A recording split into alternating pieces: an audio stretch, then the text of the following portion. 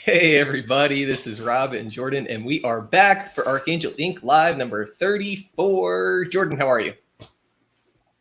I am doing great, Rob. How are you doing tonight? I am good. I think this is a good topic and a fun topic and something that we can chat a little bit about and hopefully offer some constructive and useful information and insight on. And what are we going to be talking about tonight, Jordan? We're talking all about feedback. It's definitely everyone's favorite topic. We love asking others, hey, what do you think about my work? But we're going to delve into it a little bit tonight and give you some concrete ways that you can ask for feedback, some good questions you can ask, and really just the pitfalls and all the other things that surround feedback and how to use it to just really help your project be the best that it can be. Right. Yep. I think that is really helpful. We can sort of just jump right in. We have some notes here.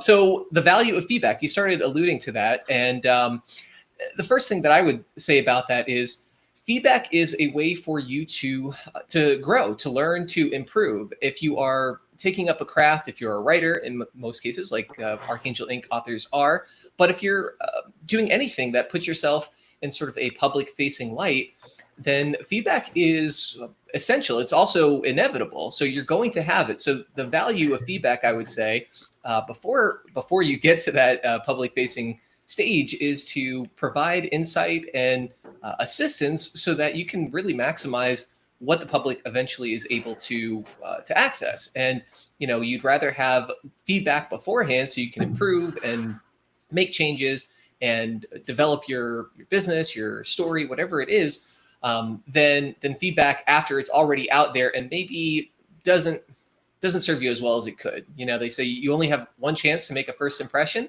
So why not use feedback and positive constructive feedback as a way to make as good of a first impression as you can for your business? Yeah, I think that's something so interesting, Rob. I actually don't know if I have ever thought about it like that before. That you are going to get some kind of feedback eventually, whether that could be feedback in the form of no one buying your content, no one interacting with you, no one engaging. And that's not the type of feedback that's really helpful or necessary. There's a lot of things you can do before you get to that point in a more comfortable space with people that can help you get to that point where you are putting out. You can have a little bit more confidence in what you're putting out. And yeah, I'm excited to delve into this because I've learned a lot of the things not to do in this process, Right. And I feel like I'm definitely still learning. But it's been cool what I've been doing even recently too. So I can't wait to just delve into it more. Yeah, no, I think that's great, and I'm looking forward to that as well. But what I was thinking about here, in that idea that you're always going to get feedback, whether that's, as you mentioned, nobody buying your book, nobody, clicking through onto your sales page, anything like that, or people saying, hey, I loved it, it moved me, it really had a positive impact in my life. Whatever it is, you're guaranteed to get some sort of feedback if you are paying attention, and that allows you to again, to change, to grow, and I'm trying to remember the way it was phrased. Something like, the only way to guarantee that you're never criticized, positive or negative criticism, is if you never do anything, And so by virtue of being some sort of creative person, some sort of business person, some sort of public facing person, you're going to elicit reactions and hopefully, strong reactions and ideally strong positive reactions from the sort of people that you want to inspire, to motivate, to reach, to, provide solutions to with your particular business model, whatever that is, but you're always going to have that. So, again, why not do it in a way that is going to be shaped in a positive manner, to put your best foot forward again. So yeah, absolutely. Cool. So we kind of started talking a little bit about this. Why is feedback important? Is there anything else that you wanted to share on that front? I think also it's worth considering, we, especially as you start to do more projects and write more and get yourself out there more, you can become very close to your own personal work. And I think that's something we've talked about, and you probably out there, you guys have heard about this, but the closer you are to your own work, the harder it can be to give it that non-judgmental look over and really see, okay, how is an outsider going to view this? I'm so close to this.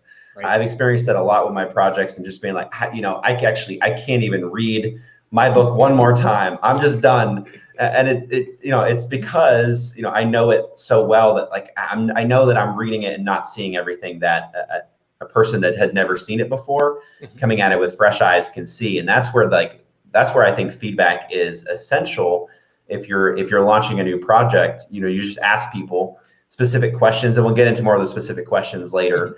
But when you ask those questions, you really open it up to get better. And if you really want to serve your audience and serve the people that you're writing for, it behooves you to make your project the best it can be. And feedback is really the only real way to make sure that happens.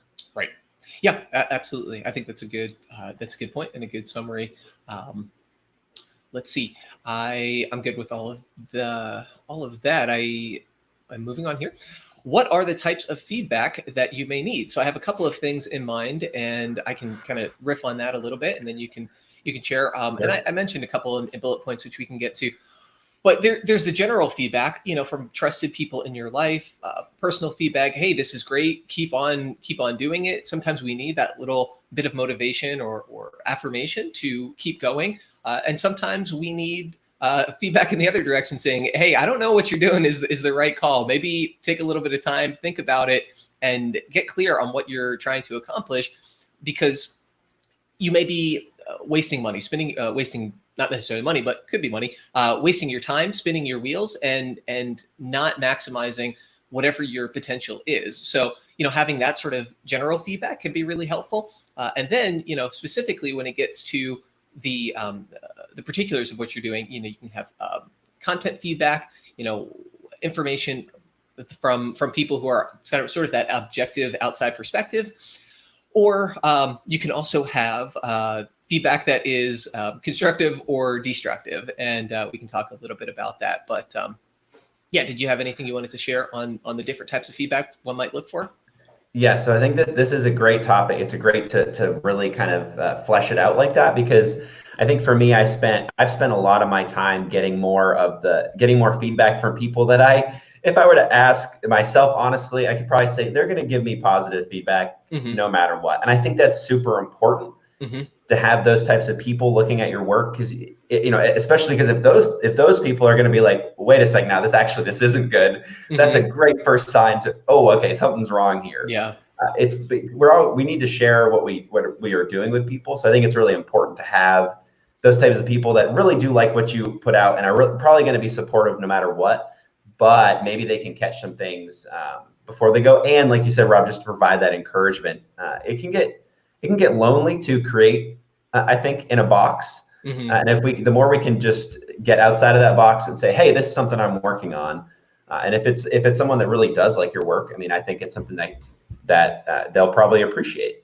Right. But it does get important to start to think about, okay, who are other people that are in my field or that aren't afraid to give me this more constructive feedback, and then start reaching out to those people as well. Now, I wouldn't reach out to those people with the first iterations of your project. You don't necessarily want to go to them with a first draft, but go to them with something that's more close to final and be like, hey, I want to make this really good. If you can give it a look over for me, and just feel free to just give me your first impression. Let me know what you think of this as a first time person seeing this. You didn't see the first draft. You didn't get the first couple iterations. You have this final, and you maybe can get some good feedback on that. And then hopefully you don't have to redo everything, but maybe there's some things that you can still change there. And it's very important to have those types of people too that you're asking for. Yeah, I think that's a really good point. When you ask for feedback, it is an ask, and you want to be judicious and appropriate and considerate when you are making that request of people. Like you said, if you have somebody who is trusted in your field, whose opinion you really value, you don't necessarily want to waste their time with, hey, I just kind of am spitballing this idea. I've got a couple of diagrams drawn on a napkin, spend an hour with me, help me flesh this out. That's your responsibility. That's your task and your goal. So instead, you want to go to whoever it is that you're reaching out to for that good feedback, and say, hey, I've gotten this far already. I've done as much as I can do on my own. I kind of need a little bit of direction here. And we can talk about the different ways that you can do that, framing your feedback question so you can really maximize the value of it. but you want to bring it to a point where, as you mentioned earlier, you're no longer knee deep in it. You've got something out there. It's no longer just your eyes are glazing over because you've read your book, so many times already. But you've brought it out to these other folks that whose opinion you value and who you trust, and say, okay, now I'm kind of going here or here or here. Gut feeling, where should I go? And that can be really really helpful to get a sense of that outsider perspective and that audience perspective, which you can then utilize and act upon. Yep, you got it. Cool. All right. So we talked about content feedback versus some of the other types of feedback. Also, destructive versus constructive feedback. So my background in public speaking, I really enjoy doing speech evaluations, and there are a number. You're one of the best, Rob. You're so good. I'll give you a shout out there. You did a couple for me when I was first doing some public speaking, and man, they're good. We can even link to your YouTube video about that if you want to. But it's so good, and I think anyone that's watching this would just benefit from hearing that, because if we're talking about feedback, yeah, that's a great. Not to interrupt you, but I just want to mention that. Well, I appreciate that. Yeah, and it was a lot of fun for me. And one of the reasons I think it was fun and that I enjoyed it was because I have an opportunity to really help people. People put themselves out when they're giving a speech in a Toastmasters class, in my case, and you have an outside standard, what I usually use, some sort of rubric that the speech evaluations were measured on, certain things that they were intending to accomplish with their speech, whether those were particular speech goals or if they're preparing for some sort of contest. There are different markers, and you use that as your reasonably objective standard upon which you can compare them, and you provide information to them that says, hey, I'm on your side. I want you to have the best version of the speech possible. I want you to swing for the fences, hit the ball out of the park here. And my opportunity here in a couple of minutes, whatever it is to inform you on ways that you can do that more effectively. Because again, you want to do it in the spirit of, hey, I'm on your team. I want the best for you, and I want you to get the most out of this, have the most positive experience that you can here. So, feedback like that, I would say is very constructive potentially. So an example of destructive criticism, no, that stinks. Okay, fine. That's unfortunate. It's negative feedback, but it's also not constructive feedback. You can say, hey, I don't think that was your strongest speech, and here's why. And you can provide some key points. For example, maybe your goal was to incorporate humor here or use a prop, and you didn't use a prop. Hey, this wasn't a great speech because you didn't meet this goal, and you'd get marked off if you didn't bring some sort of prop, some sort of physical something to the speech. Well, that's constructive. They know what to do with that. If you say, hey, that stinks, well, there's okay, I mean, what do I do? What do I do to make it better? I don't know, just do better. Well, great. That's not that's not doing anything for me. Same thing, when you're doing any sort of content creation, somebody comes to you and says, hey, that's no good.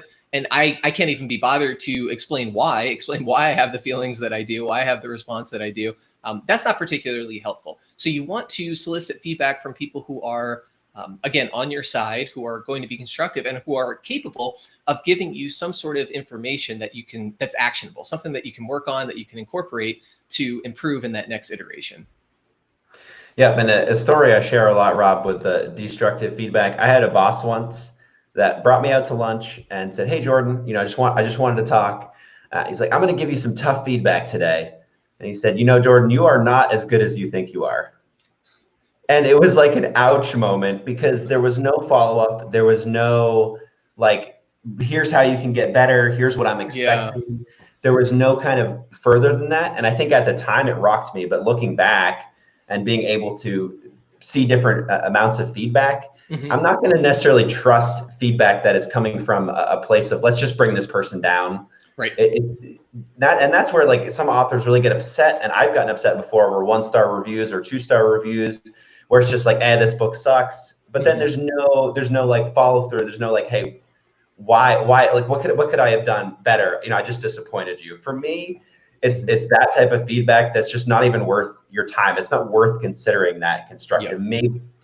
destructive. Maybe you could pull something out of it. I think I could have pulled something out of that moment. I could have been like, hey, I could have maybe asked more questions. I mean, I think at that time I was kind of like, whoa, I wasn't expecting this. I don't know why I think I'm better than I am. Mm-hmm. Maybe, I think it's incumbent upon the person at that point giving that feedback to give you a little bit more information. Mm-hmm. Certainly you can reach out to the people that are giving you that destructive feedback and ask why. But I think for the most part, it's not necessarily worth pursuing at that point. Right. I think the people that are going to give you that constructive feedback that say, hey, Jordan, I really like this part. Maybe this is something else you could work on. For me, those are the people, that's the people in feedback I'm just going to value a lot more than the people that are just out to bring me down. Mm-hmm. Yeah, I think that's a good point. And when you're providing feedback to somebody, I think it's important to do a little bit of self-assessment and see where your motivations are. Because if you notice about that about yourself, well, hey, maybe I really mean well, but I just brought Jordan out to lunch and I said, you're not as cool as you think you are. You're not as good as you think you are. And I'm thinking in my head, well, I'm doing this good thing because I'm providing maybe something that Jordan's never heard before. Well, okay, but why am I doing that? And if I'm doing that, I have a responsibility then to turn into some sort of transformative moment, some sort of transformative opportunity.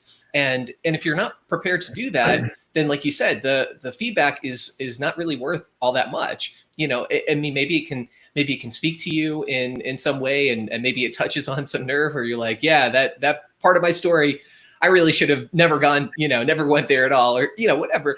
But then really it's about you and what you're bringing to it, and not actually about what the person is bringing. So if you are providing feedback, I take it very seriously whenever somebody comes to me, and if I'm able to give real insight, then I do my best to do that, and it's just helpful to again provide something actionable, something that they can take with them. If you're willing to provide that feedback to them, how can they get better? This is your moment. They're coming to you, open-hearted and willing to listen. So make the most of it. It's a good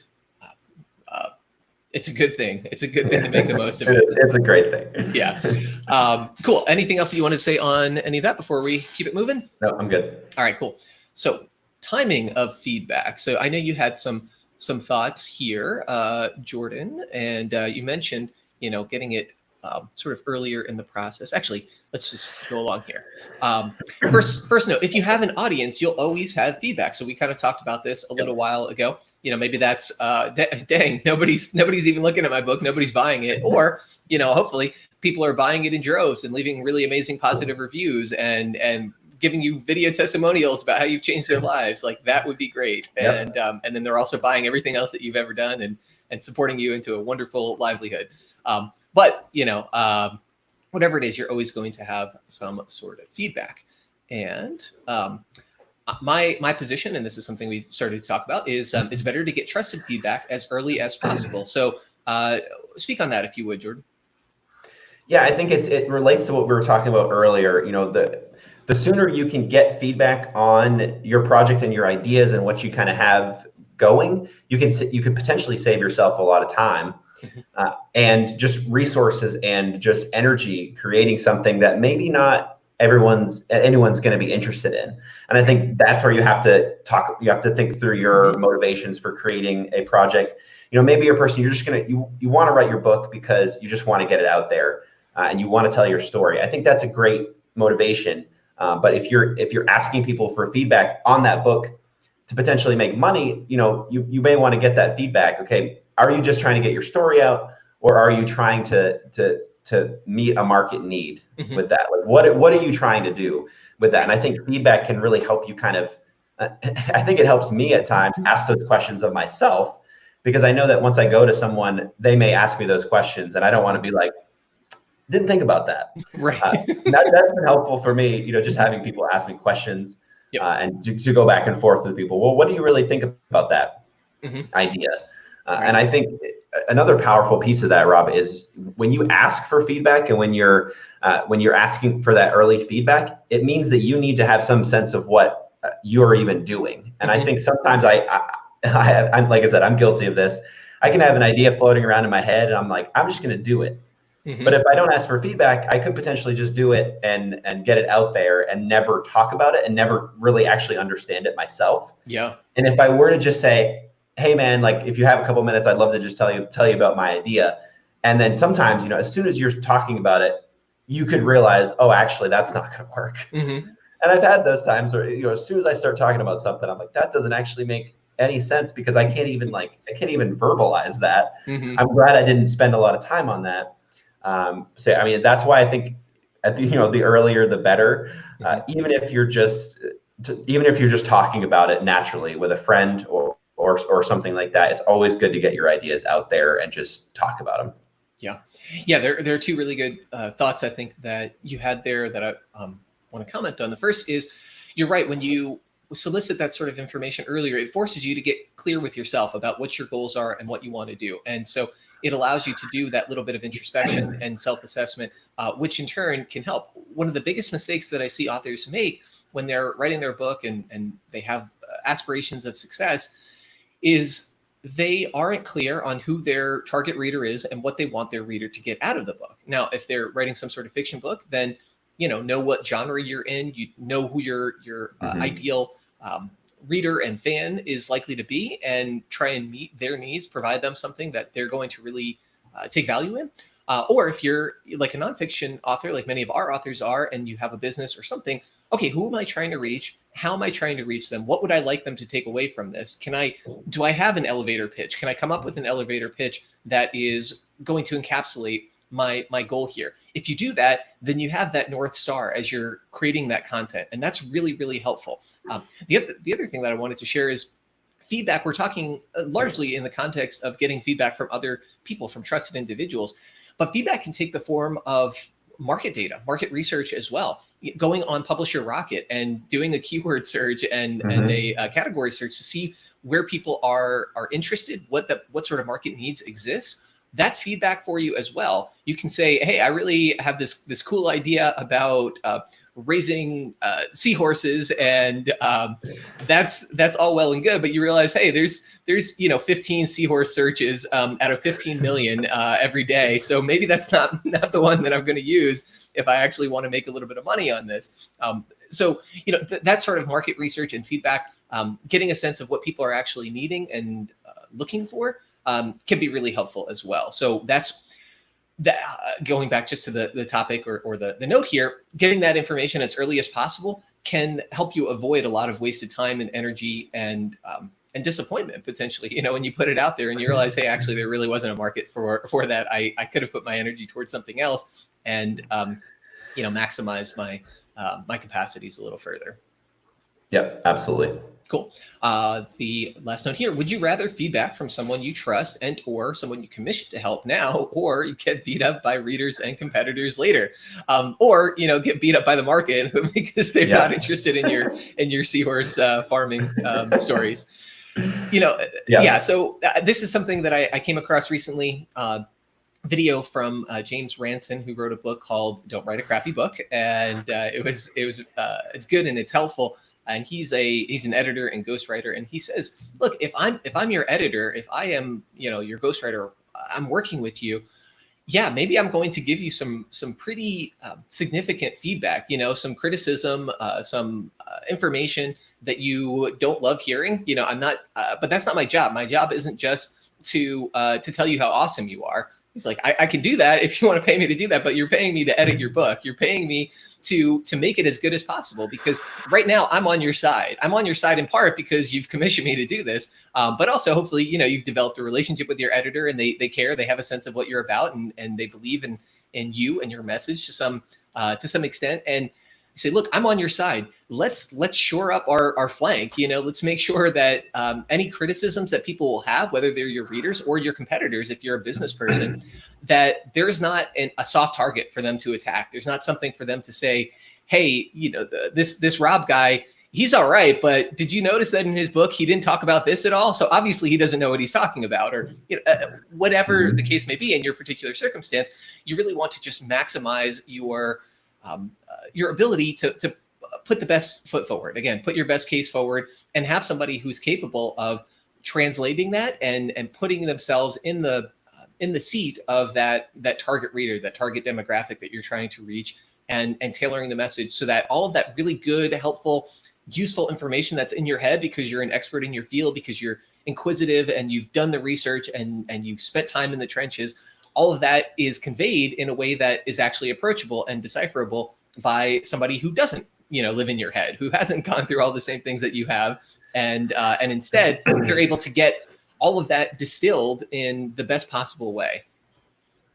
Yeah, absolutely, Rob. I totally agree with that. I think it's just, I think it's a great point, because you don't want to, we talk a lot here about putting your best foot forward. Mm-hmm. And if you're afraid to ask for feedback, if you're afraid to have an editor come on and start giving you a ton of extra work, if that's what you're looking at it as, your product might not be as good as it potentially could be. And now I don't think we should be striving for absolute perfection, because if you're going to do that, you're never going to publish. Right. But getting help and getting feedback in the form of a really good editor that, my editor always asks me at the end of my book, she always says, "Hey, Jordan, I'm sorry. I know there was a lot in there.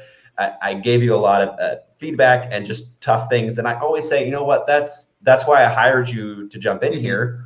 Right. I didn't hire you to lift me up. And she's really good at doing that too, and saying, "Hey, this was a really good section." And I think that's important. You don't want someone that's going to say, "Actually, this book is terrible," because that's not helpful either. Yes. If they were like, "Jordan, you're not as good of a writer as you think you are," or something like that. That might Gee, not. thanks. Gee, thanks. Yeah. But yeah, you definitely don't want someone that's just going to read through your book and say, "Actually, you did a great job. I didn't even need to edit this." Right.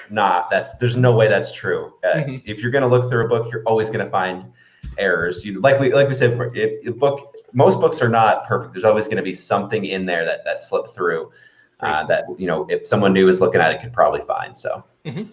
Yeah, no, I think that's really helpful. It's like, okay, well, there's nothing I can improve upon. It's like, okay, then why did I hire you? What are you here for? Yeah. I could get I don't know, whoever, one of my best friends to just be my booster, which I love and appreciate, and that's great. But yeah, you want to get something out of it.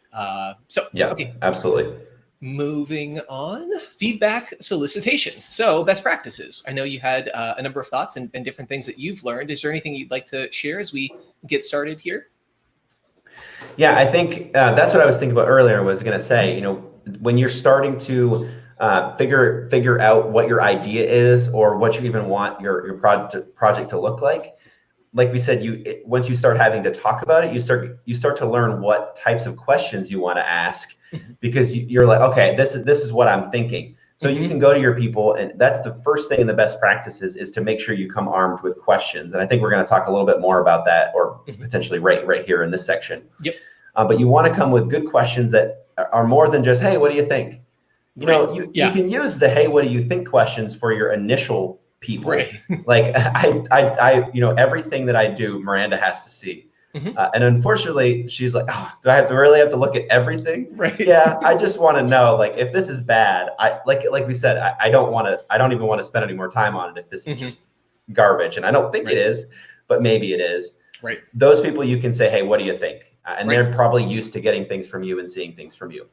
But when you're at this deeper level, potentially when you have an editor or when you have people in your field looking at your book, you want to come with questions. Hey, what do you think a person in this field or the target audience would think about this specific section? Or what is it? Really, just the more specific you can get, I found that to be extremely helpful. And as far as best practices, that's really what you want to think about. How can I in some ways make it easy for the person I'm asking for feedback for?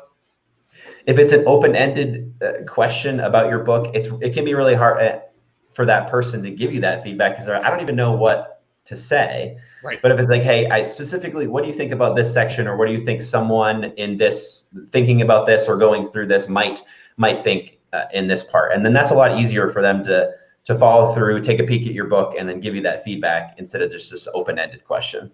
Yeah, I think that's a great point. Going back to the idea that when you're requesting feedback, it is an ask. So as a creator, as somebody who is soliciting that information, I want to make it as easy as possible. I want to maximize the likelihood that it's going to be constructive. How can I get specific details on again, this particular part of the story, or this particular design, or hey, do you like it this color or inverted, or anything like that can be really, really helpful. I just thinking back to my own experience again in Toastmasters, doing the various speeches that I've done. It's always nice to get those, hey, great speech, really enjoyed it, anything like that. But the ones that I actually held on to and stuck with me a little bit were the ones who had some nuggets. Hey, I thought your pacing in the century there kind of drug a little bit. Maybe cut out that section about so and so next time to keep the momentum up, or whatever it is. So again, you want to provide an opportunity and a context for them to respond in a way that's going to be helpful to you, and that has to do a little bit with your own self-awareness, being aware of what you need. And unadulterated praise is nice, but when you're in that constructive and feedback stage, not necessarily helpful. So, hey, I was really struggling about this particular element of the book. Did it come across clearly? This third chapter, and what did you get out of that third chapter? That kind of thing can be more helpful to your specific goals and knowing what you need to do to shore up your own challenge points. Yeah, I'm just thinking of my own stuff. When I have an editor look at my book for the first time, I'm ready with those specific questions. I say, hey, this first section, like I don't think it reads right. Maybe it needs to be moved around. Just pay special attention to that. And what that does is having those questions for editor, but even just for general feedback, it really does help that person to do a better job for you. Yes. And it just makes it a lot easier in the end, because then they're not just looking at your book open-ended. Okay, I'm not even sure what they're looking for. I'm gonna edit this to the best of my ability, which they can do. But if they can do the editing on top of potentially looking at questions, depending on the level of editing.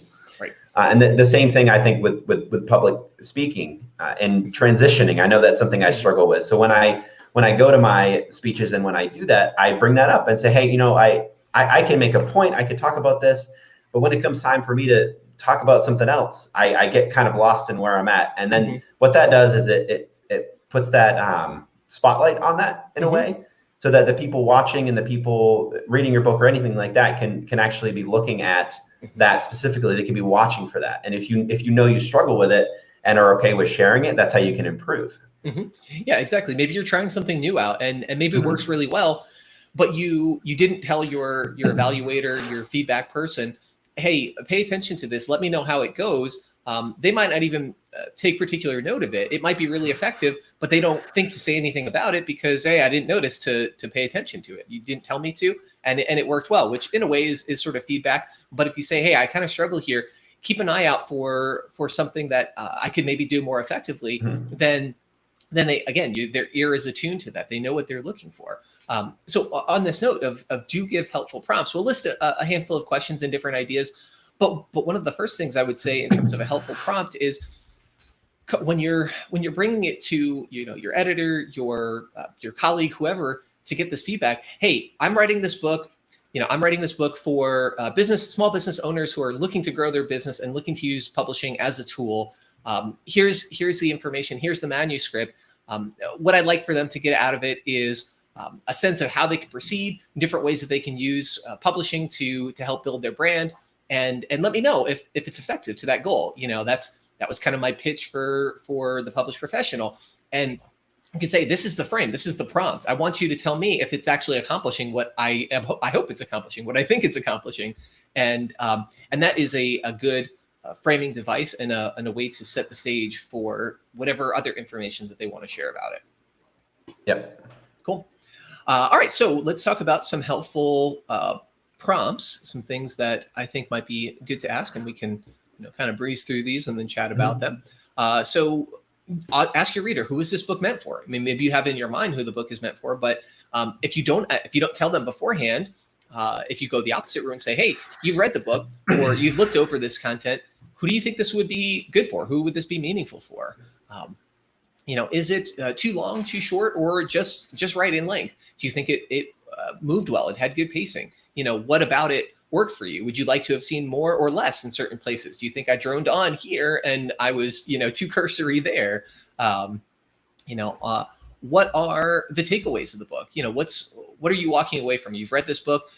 What do you think the reader is going to say? Okay, this handful of things or this one big idea is what I can move from. What's missing? What would be good to include? What is most effective or least effective in the book? All of these sorts of questions can be helpful prompts that, again, don't tell somebody that don't ask somebody, hey, so what'd you think? Or did you like it? It's not that's not particularly helpful. Yes, I liked it. Okay, great. So I'm going to publish now. That's not usually how it goes. Anyway, those are a handful of different thoughts. You may have others, but I will stop talking now, Jordan.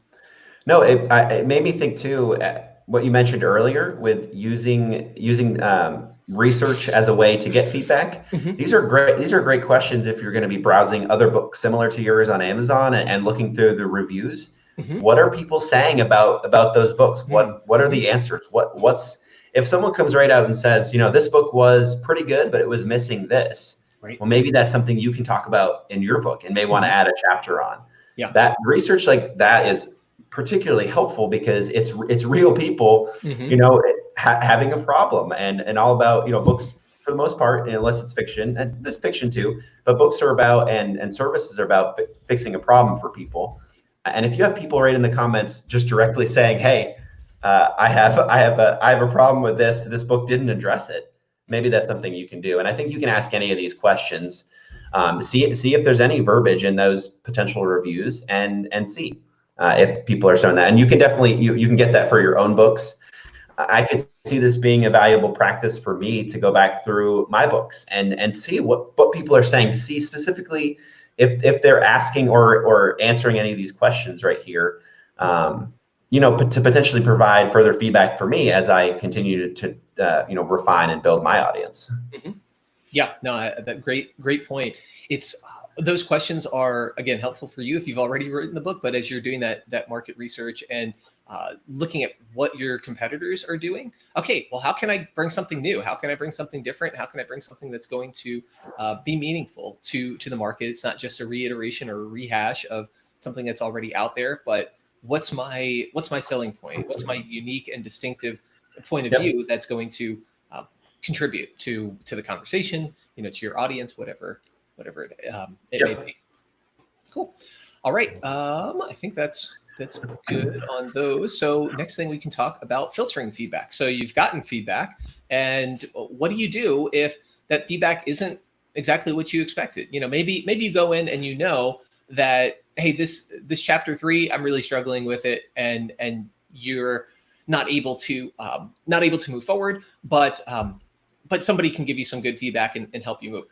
Okay, that's good. That's a particular type of feedback. What if somebody says, hey, chapter 3 was fine, but I really didn't understand, chapters 5, 6, and 7. And I don't know, maybe you should really think about changing it, but you loved 5, 6, and 7. So how do you start to make sense of that, Jordan? I really do think you need, and this comes with time, but it's developing your own personal filter. Mm-hmm. It's not taking all of the positive and all of the negative feedback and just agreeing with it and just, that's what my book is, mm-hmm. or that's what my project is. Right. I'm working on a project right now where I'm building a landing page for my next project. Mm-hmm. And I've had a few people tell me, hey, Jordan, it's way too long. There's way too much text there. Mm-hmm. And in my experience and from what I've seen a lot of other people say is that in some cases, the longer is the better. Mm-hmm. So what do I do with that knowledge? And, I just Googled this the other night too, to see, just to rehash it. Mm-hmm. And the first post that I found was, actually, there's no clear answer. There's no clear winner. It depends on your situation. So normal depends on the situation. Right. But I think it's really important to know that if I just were to take those two people's, those feedback from those two people, mm-hmm. and readjust everything based on that, right. I could be doing a disservice to my audience who needs that longer copy to really understand and trust what I'm trying to sell. So I think the important thing is just because 2 or 3 people or multiple people say it doesn't mean that it necessarily applies to your situation. I think you do have to have your own opinions, and you do have to, you have to go off your own gut too. It does get challenging when you have more and more people that are like, no, that's not good. And I think if you have a lot of people, you definitely need to consider that too. Okay, 10 people are like, dude, like you said way too much here. Then maybe that's something I need to go back through, look at it, and potentially even adjust it in some ways so it doesn't feel like that. That could be another thing too, and potentially asking for more if you're not in a place where you totally understand what they're saying or agree. You can be like, okay, but it's too long. Which sections? Or you didn't like this chapter. Okay, why? And I think the more you can just, if they're willing to give more, that can be helpful, because maybe they don't like a chapter because they don't agree with something you said. Well, that's okay. Not everyone's going to agree with what you said. And if that's the case, then that's an easy, okay, then you just get to decide.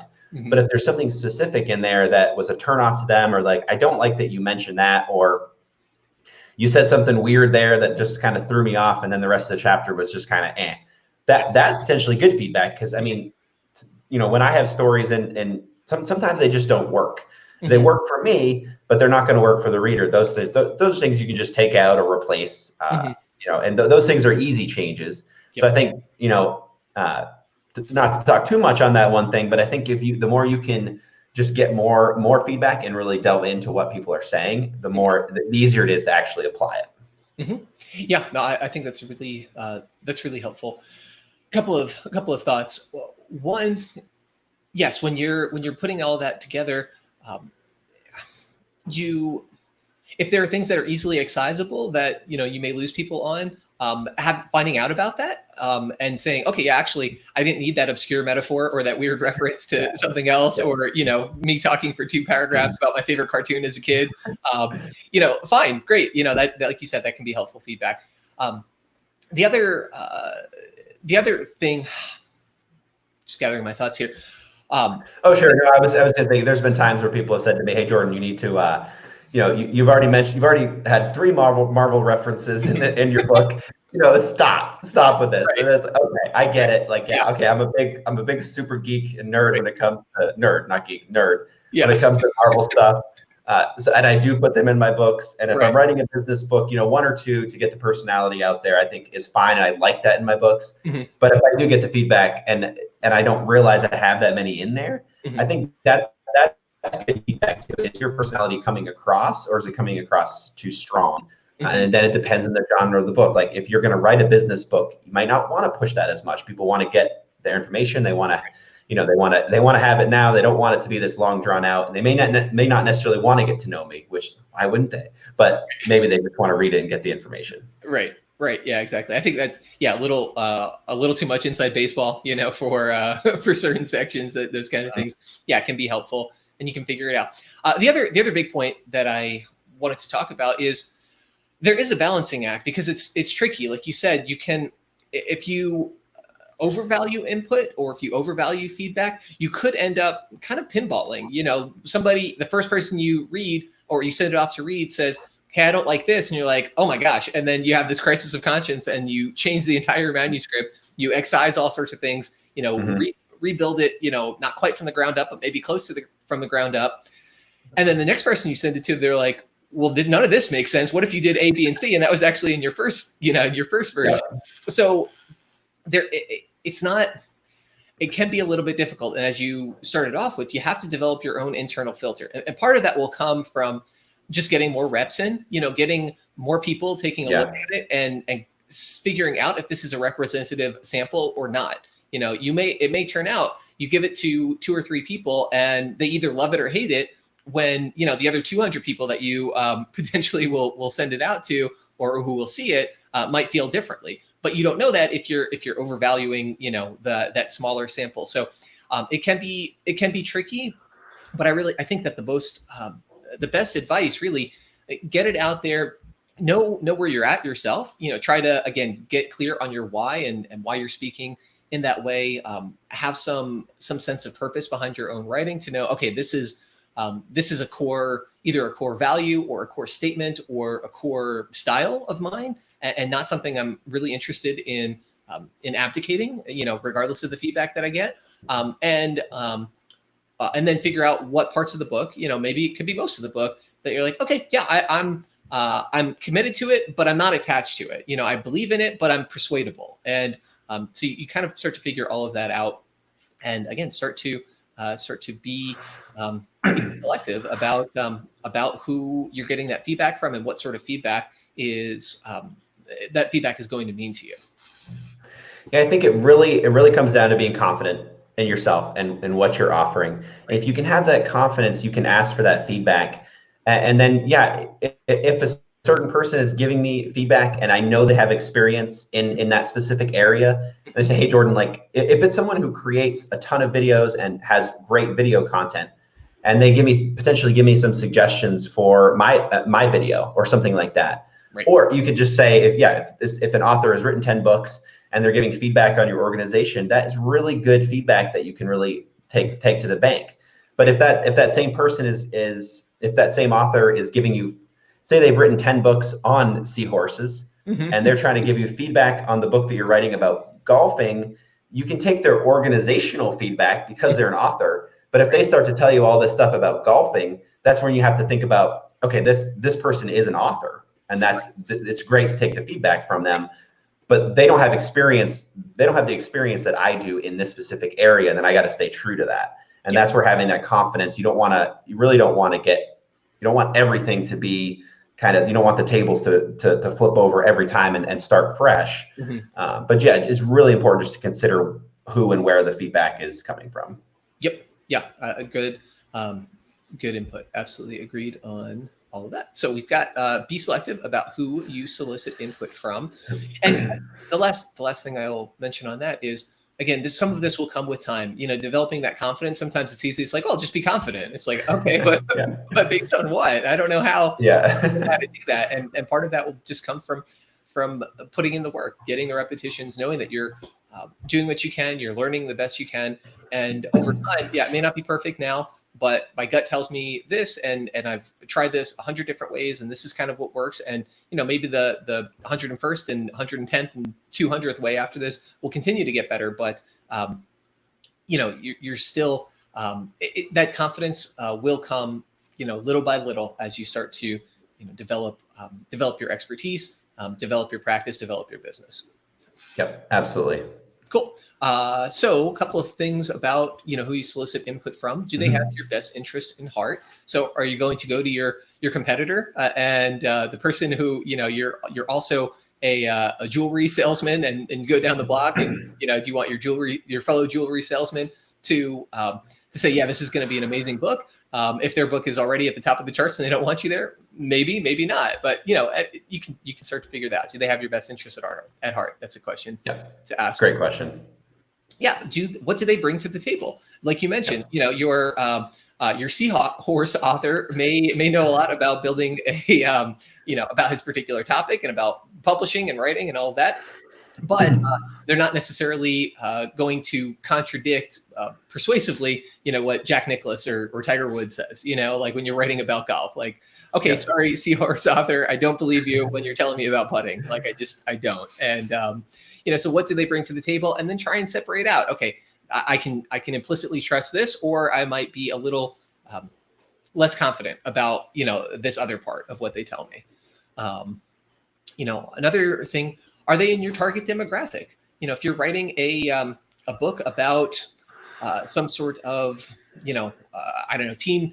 teen culture, teen fashion, like, do you want to ask your 70-year-old uncle, or grandfather? Maybe not. Maybe they're not going to be as familiar with whatever the, hot TikTok craze is these days, or, memes. So, are they somebody that would potentially benefit from your book? Ideally, yes. Find somebody who's interested and already involved in your topic.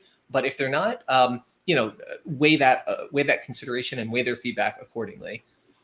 Yep. Great question too. Yeah. Are they qualified to give helpful feedback? So maybe they are in your target demographic. Maybe they do bring good things to the table, but maybe they're just not a great communicator. And, maybe like your boss, maybe he meant well by saying you're just not as good as you think, but evidently, based on that, not really qualified to give the most constructive feedback in that moment. And, and take that with a grain of salt too. Take that into consideration as you're assessing how much it's going to mean to you, how much it's going to weigh on you, whatever it is that they tell you. Like in the case of editing, maybe your English teacher, good friend can edit, the grammar for you, but they're not necessarily capable of telling you how to restructure the content of your book. Hey, really, you should chapter 3 should be cut out altogether. Chapter 4 should come before chapter 2, and then you should have a new chapter 1, because that's going to set the stage for everything else that you've already discussed. That sort of high level thinking may not be available to everybody, even if they are in your target demographic, even if they're willing to give otherwise constructive feedback. Maybe the particular type of feedback that you need is not going to be available from that particular person. And I think a key there, Rob, too, is just to, utilize your resources the best you can. If I have a friend that's potentially in the target demographic, but maybe is not an editor, is not a proofer, I don't want to ask him and say, hey, can you read this and do a proof for me? Right. No, that's not what I want from that person. What I want to ask them is the high level questions. What does this book do for you, or things like that? What do you feel after reading this book? Do you feel like it answers questions A, B, and C here? And I think that type of feedback is really important, and that's where you really do need to know the person you're asking for feedback. You need to know what their skill sets are too, if you can. But yeah, and if you do, make sure you are, like we said before, just making it easy for them. It's not going to be easy for that person to go through and proof a book. And is that really worth their time? Well, maybe not. And they're just not going to do it potentially. But if I'm asking them, saying maybe it's something they're interested in, hey man, I know you're going to really enjoy chapter 5. Just skip to that, read it for me. Let me know what you think of that specific chapter and what that does for you. Maybe you have an exercise at the end. You say, if you want to do the exercise, that'd be great. Let me know what your experience was with that. And that's something that could be potentially very helpful. Yeah, I think great points. So the big thing, just to reiterate, when you're getting this feedback, you're running it through your own filter. It's a many-part filter. One is, just developing your own confidence and knowing what you're about. 2 is, where is the information coming from? What sort of expertise do they have? What are they capable of offering? And are you asking too much or too little from them? Are you all of these different things? You're trying to weigh and assess what feedback you're getting and how to interpret it and make use of that information. So again, this is all that filtration process, which gets easier over time. As you start to build your business and know where you are and what you're about and all that. So I know, Jordan, you mentioned a few different steps to this feedback process and your own filtering process in Volcanic Momentum. Would you like to share a little bit about that? Yeah, I'd love to. So going back to the story of my boss, in a situation like that where it's feedback that kind of sets you back and rocks you a little bit, and I think that can happen at any time. That's happened to me with books and just things that I'm not expecting. Someone potentially really angry comes in and says a certain thing, and some people know just what to say to get you. I have a process that I like to do, and I've learned this through just building confidence and just putting myself out there over the years. I call it the shutdown, repair, and then upgrade. Okay. And when you're getting feedback, I think it's really important. Some people don't necessarily need this system because it's just easy. It's easy for some people to not take those people seriously. But if you're a more sensitive, potentially person like I am in these situations, I'm going to take it to heart. And I think that's that first step is that shutting down. Right. Kind of taking it in, realizing it, thinking about it, not reacting in the moment. That's especially important. If you're in that moment, you don't want to react with a sense of anger toward the boss or toward whoever is giving you that feedback. Right. You definitely don't want to go on Amazon and reply to the negative reviewer. Very important part of this process. So shut down first, kind of analyze where you're at, and then repair. Ask other people the same question. I did that when my boss gave me that feedback. I asked other people I worked with, some of the other people I worked for, just say, hey, is this at all, I just want to know, have you experienced this with me? Is this a major blind spot that I have? And, it's putting yourself out there. even more potentially to be pinpricked and hurt. But at the same time, it's really analyzing that. You don't want to just shrug it off. I don't think really any feedback, unless it's a 1-star review that just says, I ordered the paperback and I never got it.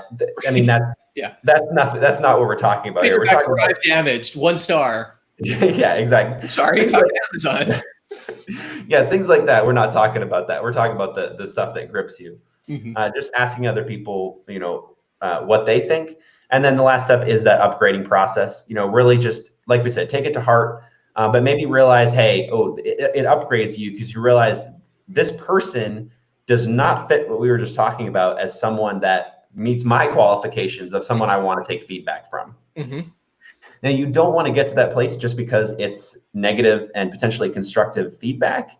But that place, you really can get to that place if that person is not giving you that feedback with the best intentions, or like we talked about earlier, giving you some plans to go along with that, and giving you some more concrete information. Hey, Jordan, here's this information for you. Okay, but then what else can I do with that? And if it's just an open-ended, hey, you suck, kind of, that doesn't help. That's not anything that I need to take in and do anything with. So really, we talk about running that through your personal filter.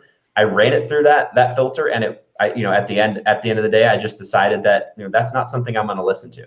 And I think that's just important to do that. You don't want to, like we said, you don't want to discount what people have to say. I think there is a potential nugget of truth in everything, but you really to figure out what that is and if it's valuable to go on and utilize. Yeah, that's really cool. That's this idea of upgrading doesn't always mean upgrading your actions. It could be upgrading your own mental models. It could be upgrading your assessment of the other party.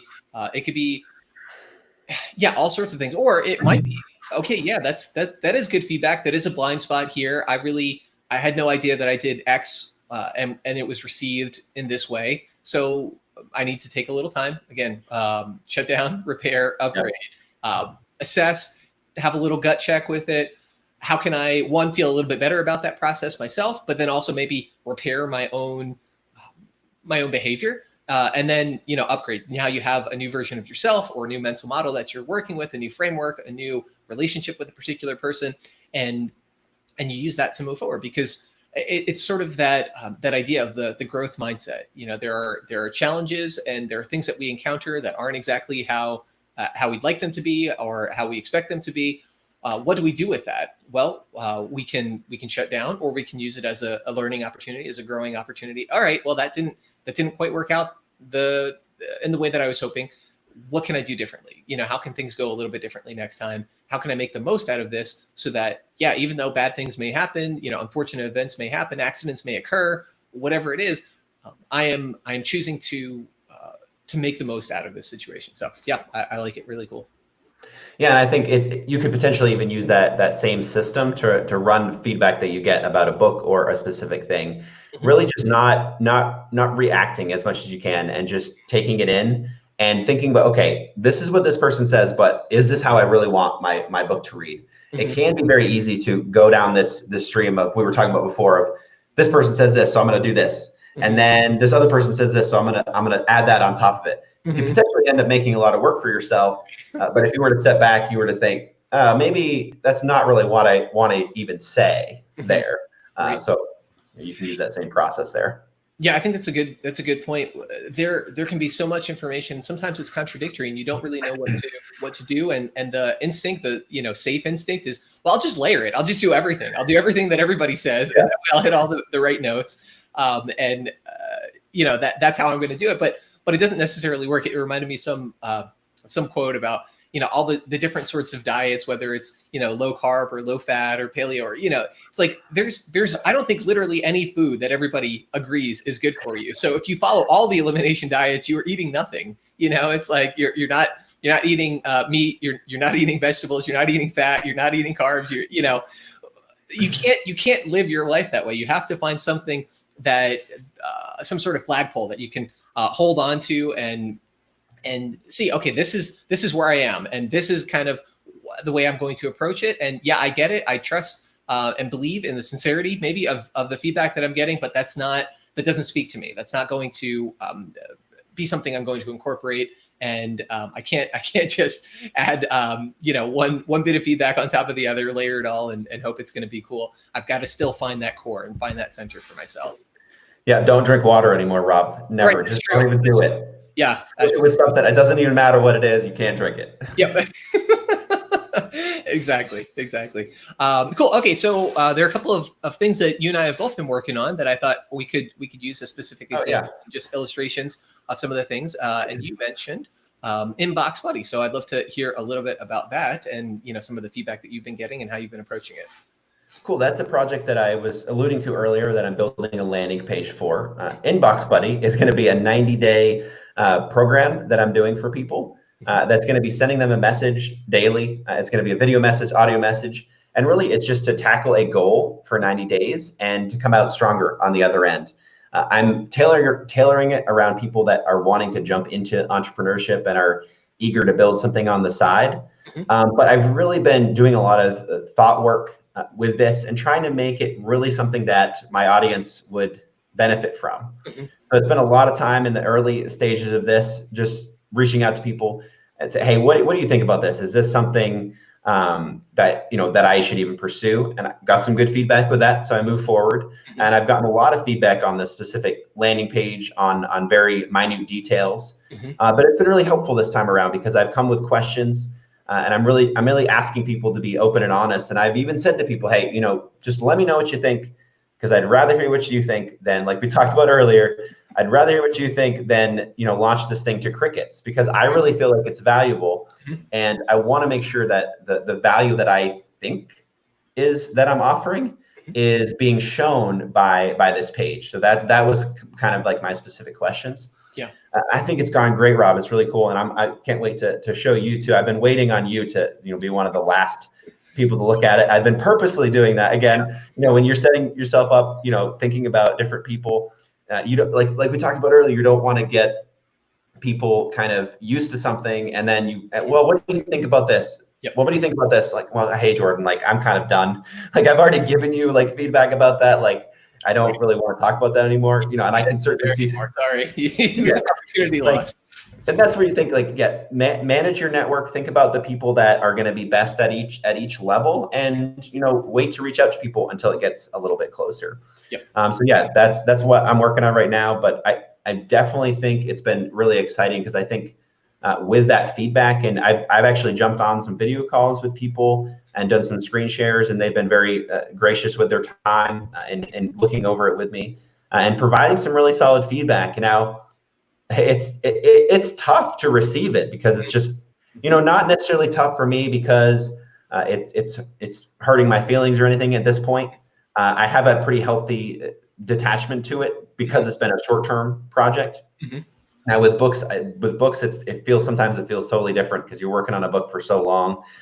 But for me at this point, like, I just want it to be the best it can be. The only thing that's bothered me is, crap, I have to redo that. And I don't really want to. I want it to be done, but you definitely, you don't want, what's the word? What's the expression? You don't want perfect to be the enemy of done. But in this case, I'm trying to make it as good as I can in a short period of time. Yep. So I've been really taking that feedback and applying a lot of it. And as I alluded to again earlier, there's been some mixed feedback on length. Hey, Jordan, this is way too long. You really could probably say it shorter. But I'm going with my gut on, I really feel in this case that it needs to be longer. And we'll see. And you can do certain things with this landing page in particular. I could run an A/B split test and test a long page versus a short page. And I don't know if I want to get that complicated. Because I think sometimes if you overcomplicate something, then who knows what your data is really showing you. But that's something I could do. And, you could potentially, not necessarily for books, but if you're working on other projects, you could potentially split feedback like that. And, because data shows all, right? If I were to split that and, the only people that signed up were on the long or the short, then I can say, hey, actually, you know what? I was wrong, and that's fine. Great. I'm getting what I want at the end of the day. At the end of the day, you want the result and not necessarily be right. You don't want to be dead right, Yeah.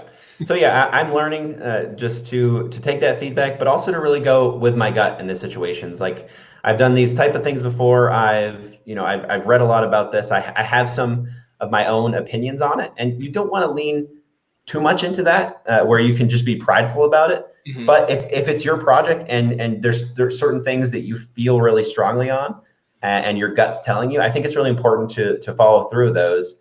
And not change it just because someone else is saying, "Hey, this isn't good."